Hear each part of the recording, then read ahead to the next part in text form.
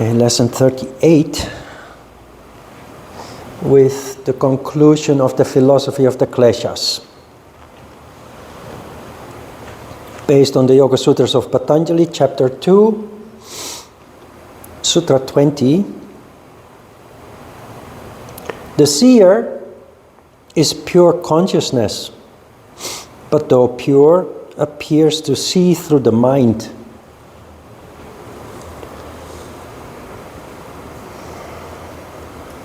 As human beings, we think we have a mind, but we do not realize that the mind is limited in its perception because it can only see what it knows.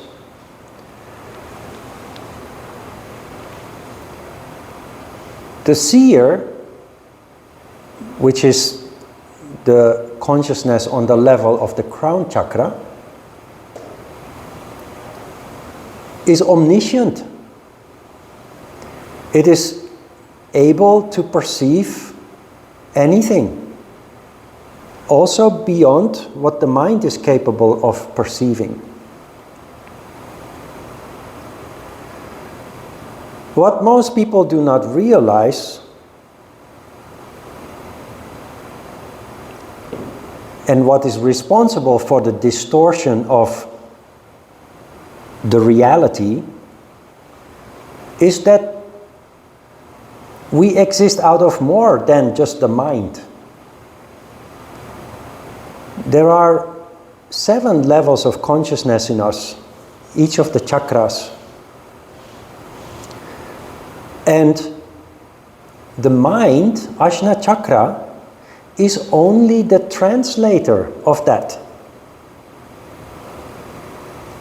So, if you are struck by fear, that is an instinct, an emotion from Muladhara chakra. But your mind is telling you, I'm fearful. Not realizing that it comes from the bottom of your being. When you feel love, compassion, empathy, it comes from the heart. But it is the mind that is telling you, this is what I feel now.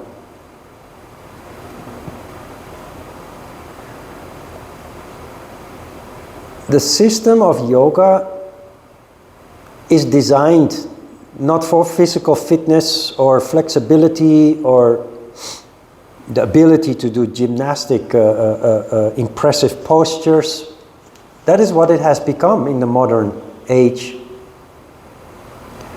But it is designed to cultivate a human being with a consciousness, enabling us to distinguish, to be aware in the first place, and distinguish between those levels of consciousness so that we actually know what we're dealing with. And yoga provides us with the ability to view whatever it is that we are dealing with from whatever level of consciousness it arises, that we can deal with it in an objective way by looking at it through the seer. Not with the mind, which is limited, not capable of thinking out of the box, but through contemplation, contemplative powers. And that's something that simply practicing yoga on a fairly regular basis, you develop that power. It's really simple. Many people make a lot about all of this, but all you need to do is practice, and it changes the way that you function.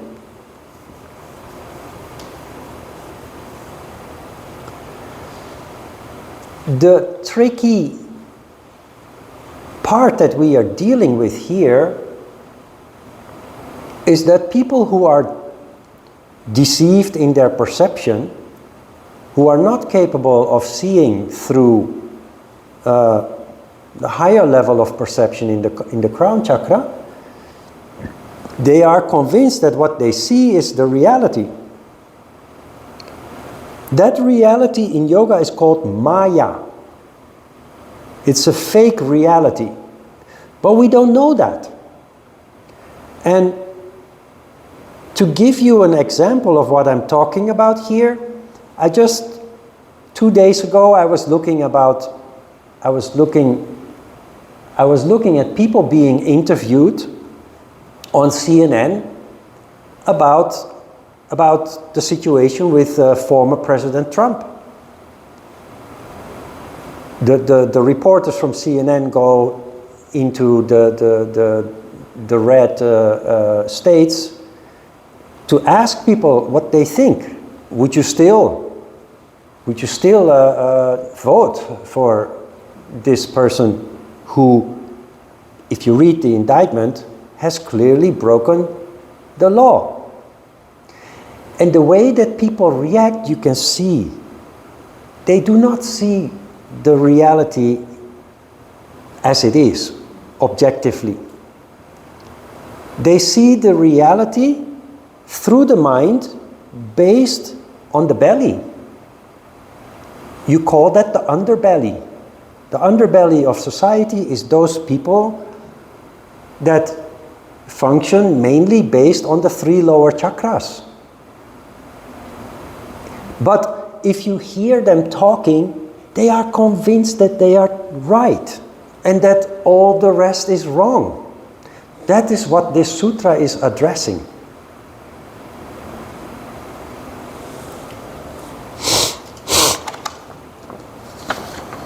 So that is something very difficult to deal with, because no matter what arguments you bring to the table, you cannot convince those people.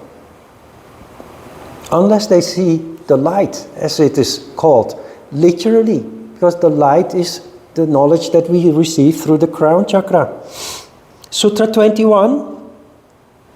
The very being of the seen is for his sake. The seen is the world around us. And many scriptures, holy scriptures, will tell us that the world has been created for us. The next sutra will tell us why that world has been created for us. But what do? We take control of this world and we demolish it, we destroy it, we pollute it. It is all part of a very delicate ecosystem that has allowed life as we know it to thrive, to even be possible, as one of the few or maybe only places in the universe where those conditions are so delicately balanced that it has resulted in life as we know it. Organic life. Organic life exists out of all kinds of elements that are everywhere in the universe. But it's only when the perfect conditions are created, as we know them on Earth, that it leads to the evolution of what eventually has become life with consciousness. People don't realize, people take this earth, this world for granted. We drill holes in the mountains, in the ground and everywhere. We extract resources from the ground, leaving huge gaping holes everywhere. Matter that has been forming and shaping in billions of years are being wasted in just a couple of decades, all for profit. Because just we don't realize that life wouldn't even be sustainable without this delicate ecosystem. If you look at the following sutras, it will become clear what Patanjali means with this. In Sutra 23, Sutra 22 tells us first, before we get there, although it becomes non-existent for him or her whose purpose has been fulfilled, it continues to exist for others on account of being common to others. This sounds a little bit like abracadabra. It's very difficult to extract what he means with this, but this is addressing one of the diseases of the disciples.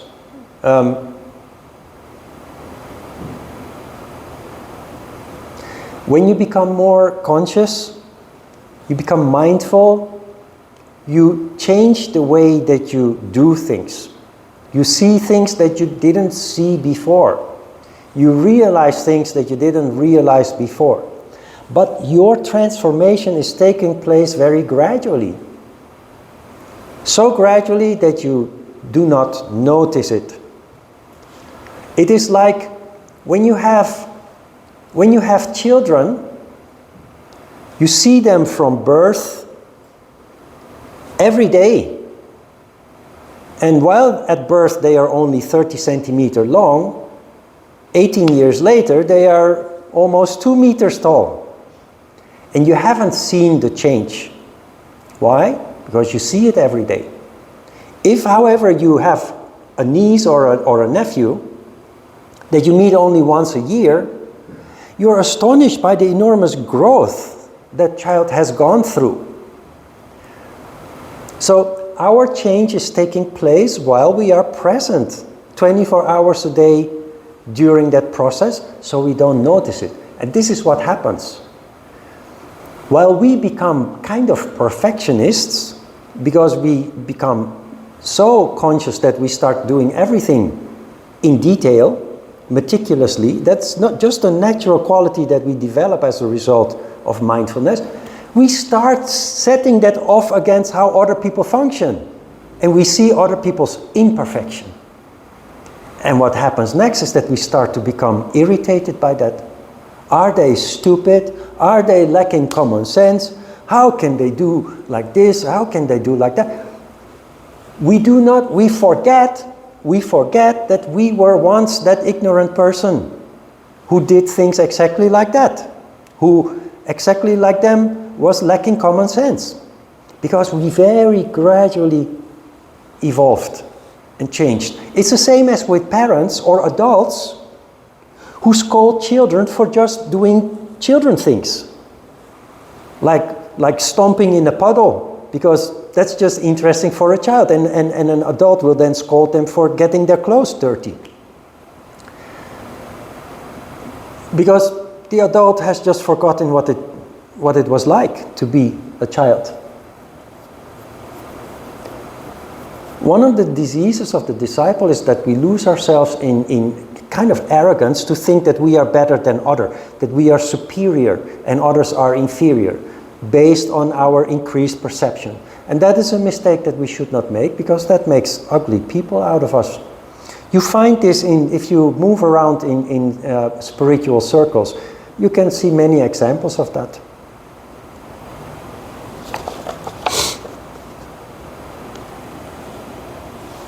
Sutra 23. The purpose of the coming together of the Purusha and Prakriti is gaining by the Purusha of the awareness of their true nature and the unfoldment of powers inherent in them and Prakriti. This is the sutra that I call the world is your playground, and very much related to Sutra 21. So why is it that the world was created for humankind? Not to destroy it, but to reach enlightenment. It is experiencing life in daily life situations that when we start living life consciously, helps us to reach enlightenment, helps us to realize everything that we have been studying so far. The soul, the various levels of consciousness related to the chakras. Life is suffering for people who are still in that ignorant condition. That is the basis for all the kleshas, the basis for all human suffering. Patanjali is bringing us a very positive message here. You become more conscious as a result of your yoga practice. It makes you more vulnerable.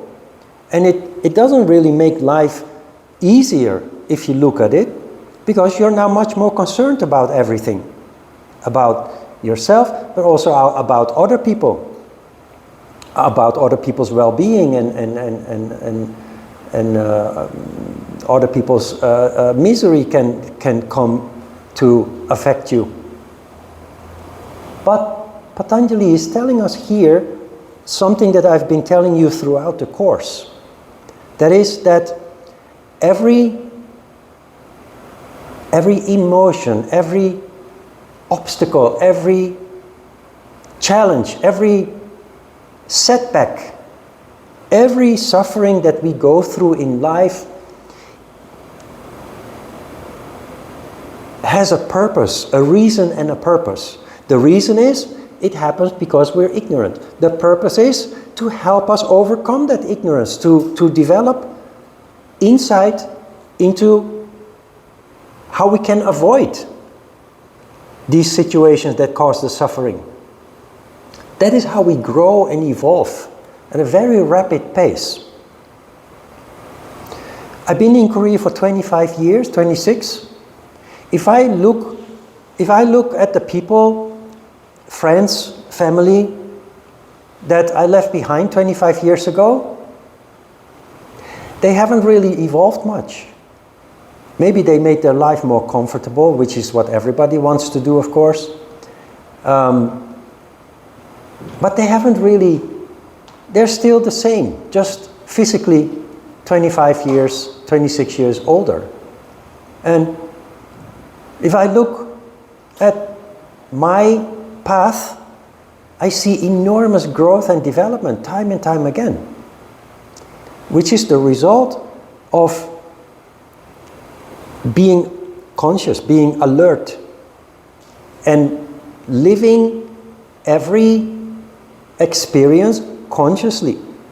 So as a result of that, every day becomes a learning moment that builds on what you have already developed, and you keep growing and you keep developing, and that will continue until the end of your life.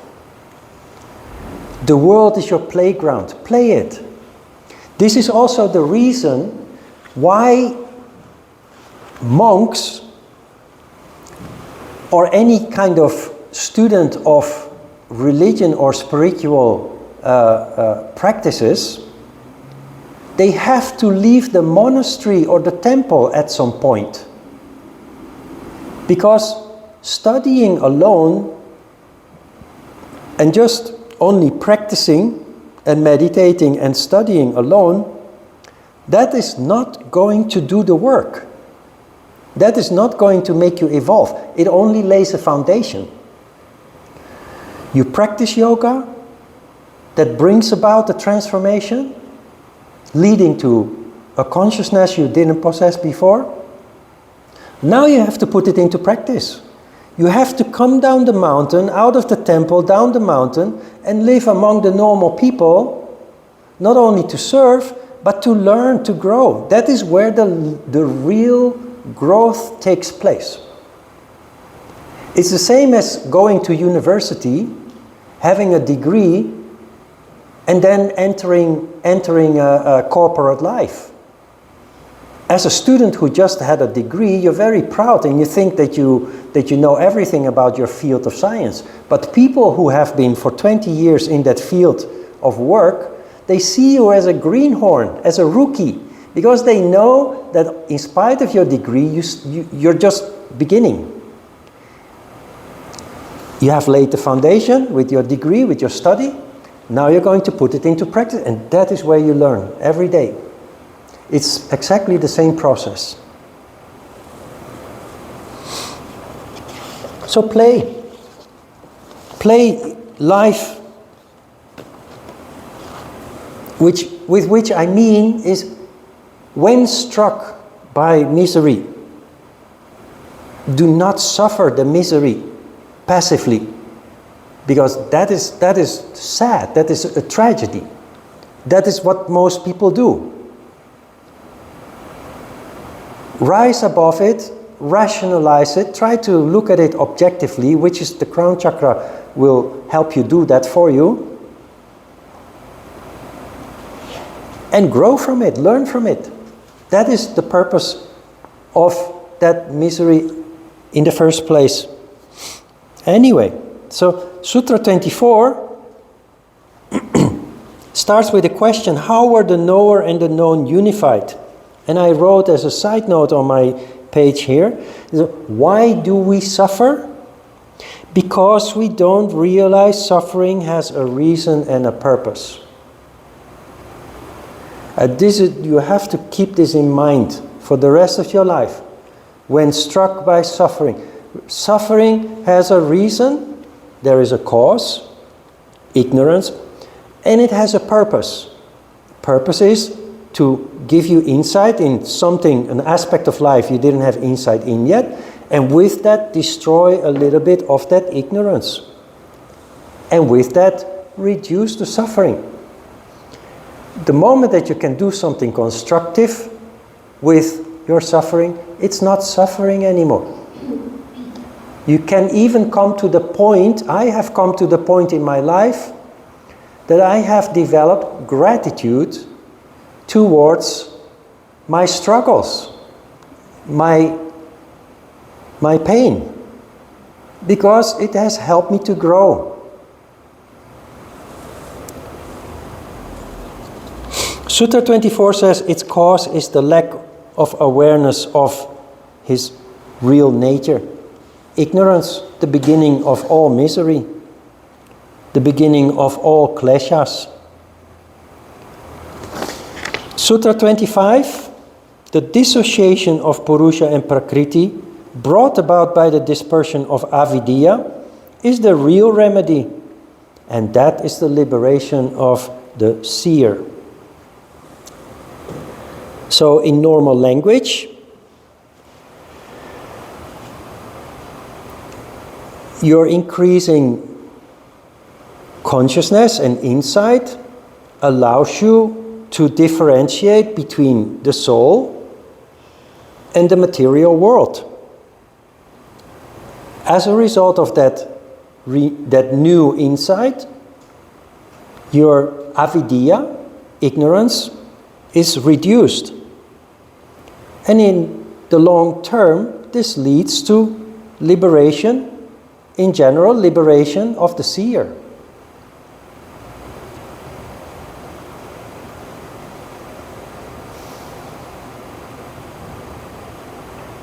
Liberation of the seer means that you develop the ability to, whatever it is that you're confronting in life, after the very first hit, you quickly switch into a mode where you view it from the crown chakra, objectively. As a human being, you get hit, everybody does, but you now have the special ability to quickly switch into a mode and rationalize whatever it is that you're being confronted with. And that will enormously reduce your suffering, the suffering that other people still go through. How can the knower and the known be separated? Or Purusha and Prakriti. Purusha is the soul, Prakriti is the material world. Sutra 25, the dissociation of Purusha and Prakriti brought about by the dispersion of avidya, ignorance. Oh, we just read that. How can we disperse this veil of avidya? The uninterrupted practice of the awareness of the real is the means of dispersion. That means the functioning based on perception through the crown chakra. That's not so very important, that is very clear by now. But how do you do that? How do you get there? So Patanjali is coming to a conclusion here in chapter 2. Sutra 27, in his case, in our case, the highest stage of enlightenment is reached by 7 stages. Chapter 2 is about misery. We have read 26 sutras. It all may have sounded complicated, but the solution, according to Patanjali, is Sutra 27.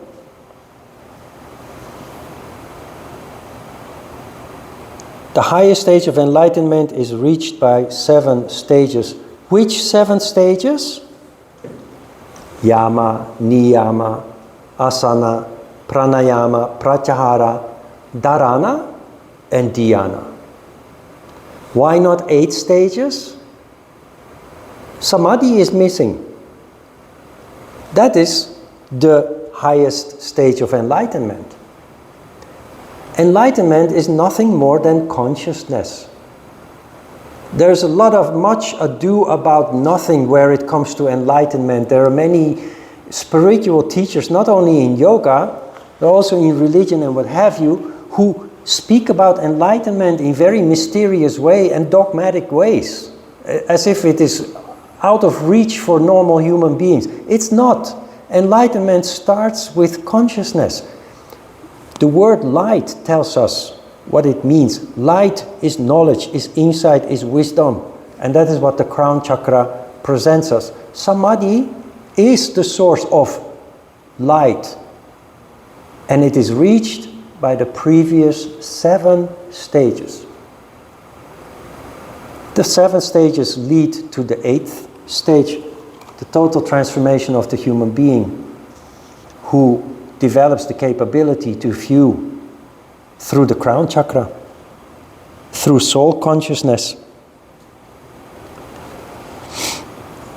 You see then before Sutra 28, the question asks, how can we develop Viveka Khyati? Viveka Khyati is alertness, ultimate awareness in general, in daily life. How can we develop that? His answer is very short and very simple. From the practice of the component exercises of yoga on the destruction of impurity arises spiritual illumination which develops into awareness of reality. Sounds like a lot of baloney, but it's the message that I've been telling you time and time again. Just practice yoga and all the rest is just the result of that. Practice fairly regularly and change will take place even before you realize it. And that is the start of Viveka Khyati, or alertness, which comes together with consciousness. And from there on forward, you become like a scientist of life. You will investigate everything that you are undergoing.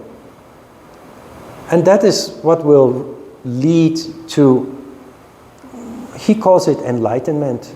It will lead to a much richer life where you will make adjustments to your priorities, you will make adjustments to how you see yourself and your past, you will make adjustments to how you see the world around you. Questions?